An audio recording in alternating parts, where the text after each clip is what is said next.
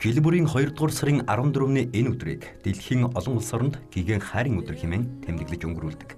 Энэ баярын гол утга учир нь хайртай дотны хүндэд тэр бүр хэлж чаддаг үс сэтгэлийн үг, сэтгэлийн бэлгийн хамттай аж, хайр сэтгэлээ баталгаажуулах байдаг.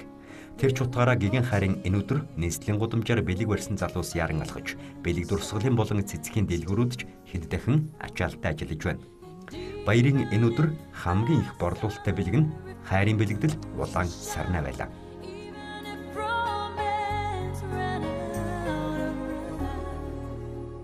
Улаан сар найрлалгүй авч байна да. Ер нь бол алтан зулч гэдэг юм уу нөгөө төлөйг тэрийг л авч байна.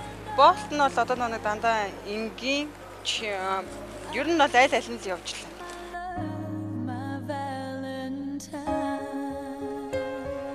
Улс орны тогтвортой байдлын нэг үндэс нь нийгмийн анхан шатны институт болох гэр бүлийн бат бөх харилцаанаас үүдэлтэй.